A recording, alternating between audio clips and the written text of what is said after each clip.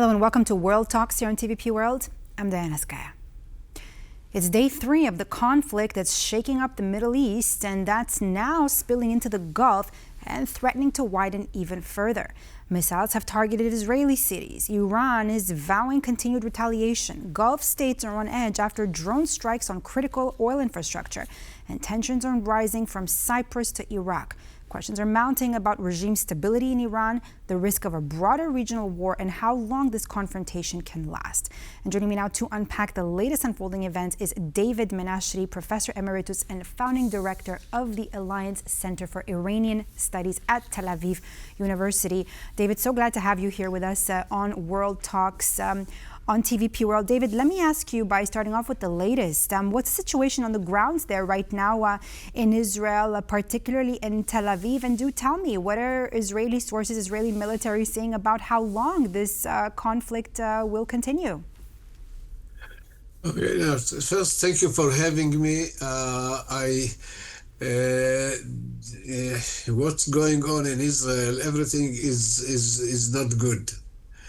It's not good because we have been dragged into a war which was not necessary to take place, and we don't know much about what's going on because all the major decisions are being taken by the President of the United States. And unfortunately, on the other side, in Iran, we see stubborn people who think that they speak in the name of God, and they know what is good to the world, and they refuse to make any serious negotiation with the Americans. And so we are 3 days into this confrontation war, actually, that we knew that this is an opening to a wider war in the region and beyond. We see now that even European countries are being involved, being attacked. Britain is coming in, as far as I understand, and we don't have any mature person to sit between the two sides and bring them to some negotiation. Partly it is because their precondition of each of the party is unacceptable and cannot be acceptable by the other side. When you have negotiation, you have to try and make some concession to make an agreement possible. The two sides wanted agreement and actually ended up in war when you have such a big power of United States in the region. And we as Israelis, we are not against it, that America would be more involved. But then now you see the proxies that we thought that we have done with them, and there is agreement with them, like Hezbollah in Lebanon is starting to attack. So it's, but if, with your permission, I suggest the rest of the talk will be about Iran, because that's the area that I understand and I work on 50 years. David, so Tehran already named an interim supreme leader, right? Alireza Arafi. They say that even, Iranian leaders are saying that even if the top commanders are killed, they've already been replaced with new ones. So let me ask you this now, genuinely. Does, Prime Minister Benjamin Netanyahu, does President Trump think that, the regime can actually change? And where does Iran go from here? Does it suggest the fact that now we have interimly Alireza Arafi becoming or is to become the supreme leader? Does it suggest continuity of this regime rather than the actual collapse? Well, things are very complex. They have been forced to go into this process of nominating a new supreme leader. There is no supreme leader who have the religious qualifications to be in this position, none of the three. And what I see now that they have decided or going to decide, the council of 88 people should make the decision, and they will appoint or nominate or approve one, and it will be as radical as possible, maybe even more than Khamenei. Khamenei was not adventurist, but I think something happened to him in the last few years, certainly since October 23, and he felt that the destiny of Islam, all the burden of responsibility to save Islam is on his shoulder. Mm-hmm. And when he saw the June attack of Israel, he still was not, he did not understand that he has to change his mind. He is there not to speak in the name of God or about religion. He is there to save the interests of the Iranian people. And as you could see, the Iranian people don't want him. So let me ask you this, David, let me interrupt you. Americans don't want him. So let me interrupt you for a second. The people of Iran don't want him, and he didn't agree to change his position. Okay, and what about Iran's exiled crown prince, Reza Pahlavi? Do Iranians want him? Listen, I know the crown prince, his family, his mother, and others.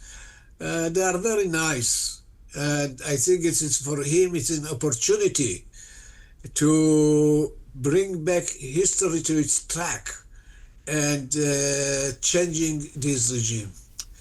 The people in the problem of the opposition, and I don't want to speak about one group or person, that they are divided. They don't agree much with each other. Second, I don't think the change of regime would come from diaspora opposition. Iran has enough good people inside the country, and you could see them. This should go to the young generation, and they have to decide. The problem is that they are in Iran, they are not organized, and they don't have a common policy that they agree about. And here we see the divisions in Iran. There is a division between the Revolutionary Guards and the army. They are not speaking the same language.